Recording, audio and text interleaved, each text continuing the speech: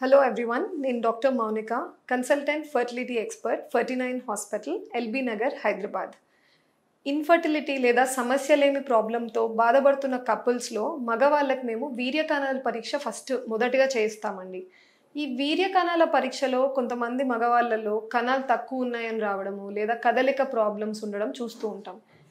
ఇలా జరగడానికి ఆ పర్సన్లో లైఫ్ స్టైల్లో కానీ హ్యాబిట్స్లో కానీ ఏదన్నా ఉండడం వల్ల ఇటువంటి ప్రాబ్లంకి దారి తీస్తుందా అన్న దాని గురించి ఎక్కువగా మాట్లాడతాను. మగవాళ్ళలో చూసినట్టయితే మన గ్రాండ్ పేరెంట్స్ ఆ టైం నుంచి వాళ్ళతో కంపారిజన్లో ఇప్పుడు ఉన్న యూత్లో టెస్టోస్ట్రాన్ అన్న మేల్ హార్మోన్ చాలా తక్కువగా ఉంది. కణాల ప్రాబ్లమ్స్ కూడా ఈ మధ్యకాలంలో మేము మగవాళ్ళలో ఎక్కువగా చూస్తున్నాం. రీజన్స్ వచ్చేసండి, ఒకటి మగవాళ్ళ వెయిట్. అప్పట్లో హస్బెండ్ అండ్ వైఫ్ ఇద్దరు కూడా ఎక్కువగా అగ్రికల్చర్, ఫార్మింగ్ అవి చేసేవాళ్ళు. ఫిజికల్ యాక్టివిటీ ఎక్కువ ఉండేది. ఇప్పుడు desk jobs, sedentary life style, exercise లేకపోవడం వల్ల ఓవర్ వెయిట్, ఒబేసిటీ అన్న ప్రాబ్లమ్స్, అధిక బరువు ఇష్యూస్ అన్నవి మనం జనరల్ పాపులేషన్లో ఎక్కువగా చూస్తున్నాం. మగవాళ్ళలో పర్టిక్యులర్గా అధిక బరువు ఉన్నవాళ్ళు లేదా ఒబీస్ ఉన్న వాళ్ళలో ఏమవుతుందంటే పొట్ట రీజన్లో ఫ్యాట్ ఎక్కువగా ఉంటుంది, థైస్ భాగంలో ఎక్కువగా ఫ్యాట్ చేరుకొని ఉంటుంది. ఈ సరౌండింగ్ ఫ్యాట్ వల్ల టెస్టిస్, స్క్రోటమ్ బీజంలో బాడీ బయట ఉంటుంది. బై బర్త్ మగవాళ్ళలో దేవుడు డిజైన్ చేసింది ఆ బీజాలని బయట, మన పొట్ట బయట ఉండేటట్టు, స్క్రోటంలో ఉండేటట్టు డిజైన్ చేశారు. ఎందుకు అంటే ఆ ఉత్పత్తి అయ్యే కణాలకి ఆ లోపల, మన పొట్ట లోపల ఉన్న కోర్ టెంపరేచర్ చాలా హైగా ఉంటుందండి. అంత వేడిలో కణాలు తట్టుకోవన్నమాట, అవి చనిపోవడం లేదా కదలిక కోల్పోవడం ఇవి జరుగుతూ ఉంటాయి. అందుకనే కూలర్ టెంపరేచర్లో ఉండాలన్న ఉద్దేశంలో బాడీ బయట స్క్రోటంలో బీజాలు ఉంటాయన్నమాట. ఈ ఎక్కువ ఫ్యాట్ చేరుకున్నప్పుడు చుట్టూ ఒక ఫ్యాటీ లేయర్ ఇన్సులేషన్ లాగా తయారయ్యి లోకల్గా వేడి ఎక్కువ అవుతుంది. ఆ హై టెంపరేచర్, ఎక్కువ వేడిలో కణాల నంబర్ తక్కువ అయిపోవడం లేదా సరిగ్గా ఉత్పత్తి కాకపోవడం జరగచ్చు. సో ఒబేసిటీ చాలా ఇంపార్టెంట్ రీజన్ కణాల్లో ప్రాబ్లం ఎదురవ్వడానికి. సెకండ్ వచ్చేసి ఆల్కహాల్. ఎక్కువగా ఆల్కహాల్ తీసుకునే వాళ్ళు, లిక్కర్ తీసుకునే వాళ్ళు. ఈ ఆల్కహాల్లో మనకు ఎటువంటి న్యూట్రిషన్ దొరకదండి. అంటే దాంట్లో ఒక కార్బోహైడ్రేట్, ప్రోటీన్, ఫ్యాట్ ఇట్లాంటివి ఏమి ఉండవు.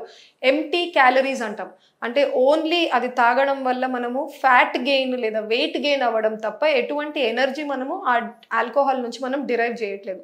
సో అటువంటి ఎంటీ క్యాలరీస్ ఉన్న ఆల్కహాల్ని చాలా ఆఫెన్గా కన్జ్యూమ్ చేసేవాళ్ళు. Alternate day, daily alcohol, weekly 2-3 times కంటే ఎక్కువ సార్లు ఇట్లా చేసే వాళ్ళలో కూడా ఏమవుతుందంటే ఇండైరెక్ట్గా ఒబేసిటీ లేదా అధిక బరువుకి దారి తీయడము.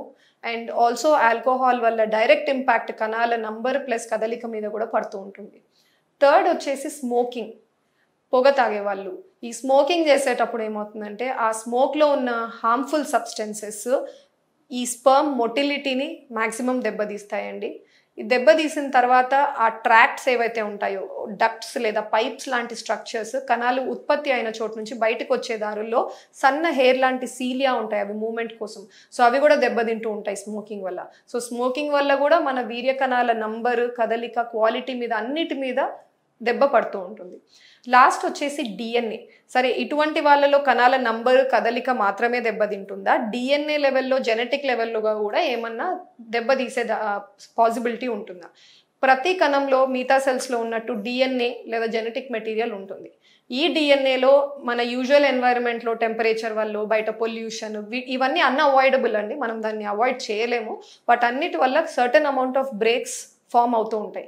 బాడీ ఎంతో కొంత రిపేర్ చేసుకుంటుంది ఆ బ్రేక్స్ని, బట్ బియాండ్ సర్టన్ అమౌంట్ మిగిలిపోతాయి అన్నమాట. అవి రిపేర్ కాని ఇంజర్డ్ రీజన్స్ డిఎన్ఏలో అలానే ఉండిపోయి బయటికి వచ్చే కణాల్లో అవి రిఫ్లెక్ట్ అవుతాయి.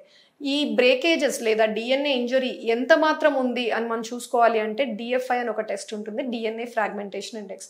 సో దాంట్లో చేస్తే కూడా మనం టెస్ట్ ఎక్కువగా ఏజ్ ఎక్కువ ఉన్న వాళ్ళు, స్మోకింగ్, ఆల్కహాల్ అలవాటు ఉన్న వాళ్ళు లేదా షుగర్ కంట్రోల్లో లేని వాళ్ళకి మనము ఈ డిఎఫ్ఐ లెవెల్స్ హైగా కనపడుతూ ఉంటాయి ఈ రిపోర్ట్లలో.